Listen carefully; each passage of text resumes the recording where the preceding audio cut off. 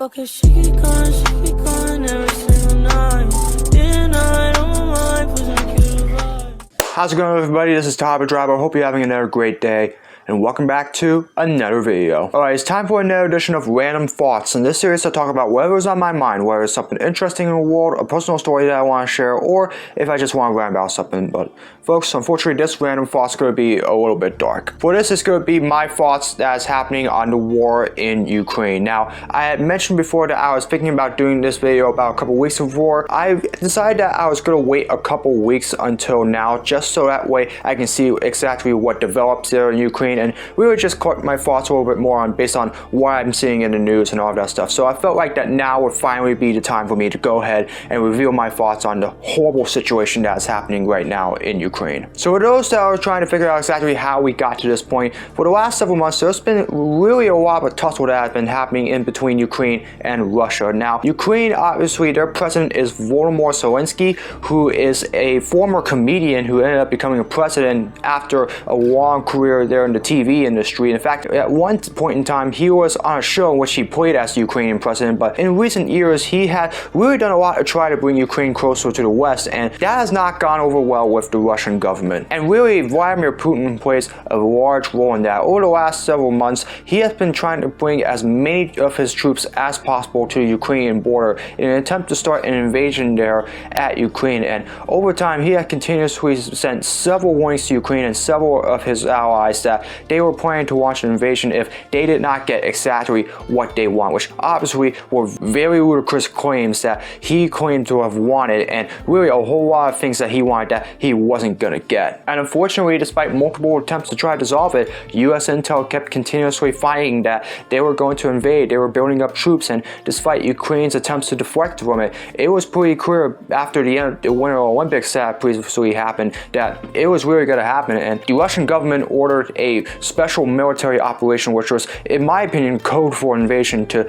begin launching the invasion. And really, this is where we have ended up ever since. Since then, several cities, including their capital Kyiv and a whole bunch of other places, have been shelled, and really just a lot of terror that has been happening over there in Ukraine. And I believe at this point at least one major city, Kherson, has fallen, but really reports there have been disputed, but there could be more by the time this video has been uploaded. But really, this war isn't going to end until either Ukraine falls or something happens with the Russian government, and really there's been a lot that has been happening ever since. Since then, the US and NATO have been going after Russia, sanctioning them a whole lot, and really putting a lot of pressure on their economy as a result of it. And Ukraine has done a real good job so far at resisting the Russian army and really fighting back at times, but there are still a lot of fears that this situation in Ukraine is going to get a whole lot worse before it gets better. So in my thoughts about this, I feel like this is really a very horrible situation, and in my opinion, I fear that this could end up leading to something worse. And really, that something worse is either nuclear warfare or World War III. Now, the reason why I say that is because Russia, as we all know by now, is a nuclear power. They have been trying to build up a lot of nukes just like North Korea has, and really, they have been threatening quite a bit the last several days to use their nukes if any aggression by Ukraine or its allies started occurring to try to stop this invasion, and he has continuously warned that over time. And folks, nuclear warfare is the absolute worst case scenario here. That's the absolutely last thing that we would want, because there's been a lot of points in the past few years, in particular a crisis in Cuba in 1962, where we have come very close to nuclear warfare. And unfortunately, if any aggression takes place, there's a real fear that Putin could order the unleashing of these nukes on other countries, not just Ukraine. And really, that could be a whole much worse scenario that could really lead to the ultimate destruction of humanity. And so I'm really hoping that that doesn't head to that point. But really, there's a lot of fear that any aggression, even if it's like tacit, could end up leading to something like this. So I'm really hoping that if there is any assistance military-wise to Ukraine, like sending troops in, other than, just sending them equipment, ammo, and all of that stuff, I really hope that they take this threat seriously, because we don't know what Vladimir Putin will do next. As we all know, authoritarian leaders are so unpredictable, and really, if they're not careful, that's the exact situation that we're going to end up in. And the last thing we would want is to have to start a nuclear war as a result of, not being particularly careful here. I'm telling you, this is a situation that can easily be avoided as long as the US and NATO do as much as they can to help Ukraine, but at the same time, really try to force Putin to back off on those threats.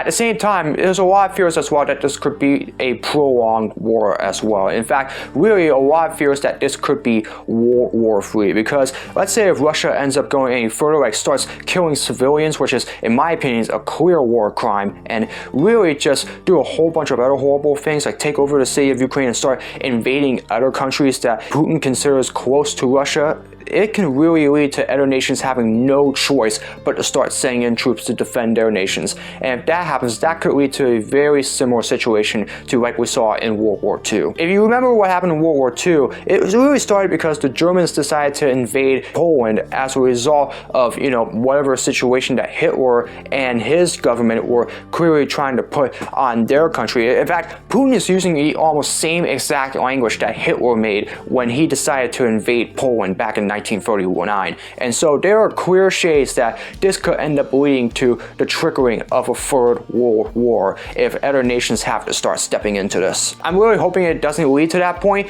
because if it does, there's going to be a lot of fear that this could be a much worse and much deadlier war than what we saw in World War II. So I really hope that the situation there is dissolved real quickly and that Ukraine can keep their independence, because the last thing we want is for them to fall into Russian territory. And so far, I have been happy with seeing what the US and NATO have done, really becoming a very united front in helping Ukraine and helping them. There's obviously a lot more that they can do though. They can obviously send a lot more equipment. They can sanction the hell out of the Russian economy a hell of a lot more. I mean, the Russian economy is about to go into real rubble right now. I mean, it's working very bad as a result, but still, it's not going to stop Putin from continuing to do what he wants. And really, it's going to take a lot more of that to be able to stop them from taking over Ukraine and perhaps keeping this war going. And so I'm happy with what I'm seeing with the US and NATO so far, but there is a lot more that can easily be done to stop this, and I'm hoping that they can keep that going. My big fear is, though, what will happen to the citizens of both Russia and Ukraine. Now, obviously, as we all know, Vladimir Putin is the president of Russia. However, he is not very popular to the Russian citizens. In fact, as we all know, he has turned his country into a full totalitarian nation, and his citizens have been suffering as a result of that. But as of recently, even his citizens have really started to fight back. They have been protesting the hell out of Putin's decision to go into war with Ukraine, and a lot of them have even risked arrest as a result of that. In fact, I believe there's been almost like several thousand Russians that have been arrested so far protesting his decision to start a war with Ukraine, in St. Petersburg, in the capital of Moscow and all of that. And really, it has led to a lot of feelings in Russia that Vladimir Putin has really taken it too far. I praise him for that, but there's also a lot of psychological suffering that I fear that they are suffering as well. Those that do really feel like that Putin is going too far and are against this war, because as a result of Putin, they also end up suffering as well, because there's been a whole lot of other things that they are being forced to be left out of as well as a result of what Putin has done. The Paralympic Committee, unfortunately, they have banned Russians, at least the good Russians that were planning to compete at the Olympics, from competing there altogether. In fact, there's been a whole lot of other sports, like FIFA and UEFA and a whole bunch of other sports that have banned Russians from competing as a result of Putin's decision. And I really feel bad for those Russian citizens, because those are people that are really speaking out that they do not approve of their decision against Putin. But really, as a result of it, even though they're not aligned with Putin, they still suffer as a result. And the thing that I really hope doesn't happen as a result of this is that we end up with a situation like what happened last year here in America, where the coronavirus pandemic ends up resulting in several people deciding to start displaying anti-Asian hate. And really, that has been a real bad situation as a result. I mean, there's been a rise in anti-Asian crime as a result of that, and it's only getting worse up to that point. And really, that is really what I don't want to see happen, not just here in America, but worldwide, because that would be the almost equivalent of that. As long as they're not supporting Putin's decision to start this war, I'm totally fine with that. Those that are supporting this decision, they deserve to be scorned, unfortunately. But really, those that are against this war, they do not deserve any of what's happening with them right now. And I'm really hoping that they can find a way to topple Putin's government and really just find peace in their country very soon. And finally, the citizens of Ukraine,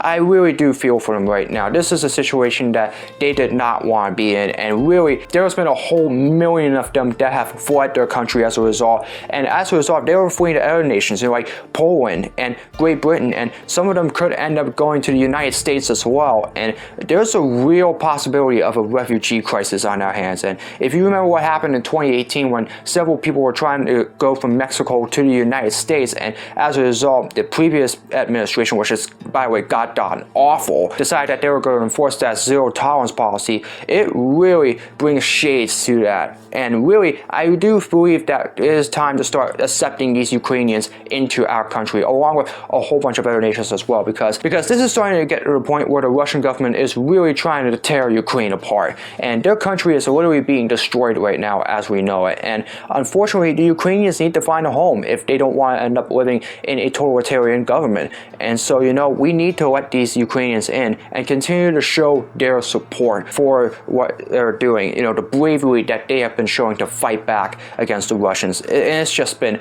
really amazing to watch these Ukrainians show that they care about their country and they're willing to do whatever it takes to try to find a way to save their democracy. And it's an unfortunate situation. Families are literally being torn apart as a result of this. We're seeing husbands having to stay behind just so that way they can join the Ukrainian army and fight against the Russians, while their wives and their moms and children as well, they're having to flee their country. There's been few women as well that have stayed behind to fight back against the Russian government, and I salute them for that as well. But really, there's a possibility that there are going to be a lot of families that are likely going to be completely torn apart and never be seen together again as a result of this war. And that's just really one of the most depressing things that I've ever seen. It's just a bad situation where, somebody is having to force themselves to risk their own lives for protecting their families and their country. It's one of those things that you really hope wouldn't happen. But at the same time, though, you have to salute them for doing this as well, because they're doing whatever it takes to make sure that their future is great for these families as well as for their country, as long as they are able to maintain democracy in Ukraine. But they need all the help that they can get, and really, they need a whole lot of support as well. And so, really, we need to continue to rally behind them, support the Ukrainians and their fight to maintain their democracy against Putin and the Russian government. Help them out with, seceding in their war, and hopefully try to keep this from end up becoming a nuclear war, or at a worst case scenario, World War III. Because if it goes into either of that direction, then it's really going to get a whole lot worse from there for the rest of humanity. Folks, in my opinion, this is probably the worst thing that I have seen war-wise since the war in Afghanistan. There are a lot of similarities to that one, along with World War II and the Vietnam War as well. And I really fear that the situation there in Ukraine is going to get a whole lot worse before it gets better. But you know what? There's always hope that in the end, democracy will prevail. And so I think this is a very horrible situation, and really, it's going to get a whole lot worse before it gets better. But I really do have hope for the Ukrainian people, but we need to continue to rally behind them. They need all the support right now, and I do hope that all the support that we have been showing them continues, because there's been a lot of outpouring support nationwide along with the rest of the world for the country right now, and that needs to continue because they're literally fighting for their lives right now. And the last thing we want to see happen is Putin to just take them over and really end up invading other nations as well, and really force a complete takeover of Europe, because that would be the absolute worst case scenario. So hopefully democracy prevails here and Ukraine can find their peace again, but they really need our help right now. And I really do pray right now for everybody that is fighting there in Ukraine, and I also send my condolences to all of those that have lost lives there in the Ukrainian war defending their country and their democracy, because those are people that have really sacrificed their lives to ensure that democracy and Kyiv are still standing here in Ukraine. And I really hope for the best for the Ukrainian army, but as I said before, this is a horrible situation. They need their support right now, and at some point Vladimir Putin and the Russian government has got to go down. And so let's keep our rally behind the Ukrainian army and their citizens going, and here's to hopefully that democracy prevails in Ukraine. Alright, so this is obviously a very polarizing topic. I know that there are going to be a lot of people that are probably going to disagree with more I say, so I would like to hear from you. What do you think about the situation that is happening in Ukraine? What do you think we should do to help them defend their democracy, and really what are your overall thoughts on this as a whole? I'm interested in hearing what you think about it, but let's not take it too far when it comes to the uncivility there. I would really like to keep it civil, so please let me know what your thoughts are in the comments below, and I'll be more than ever interested in hearing your thoughts. But again, Ukraine needs our support right now. Otherwise, that's going to do it for another video. I hope you all enjoyed it. As always, if you'd like to see more of my content, be sure to subscribe, hit the notification bell so you know when my latest video is released. I'm trying to reach 1,000 subscribers by the end of the year, so every new subscriber helps. As always, be sure to comment below for future future suggestions for my videos, whether it's vlogs, projects or challenges, or random thoughts like this one, you name it,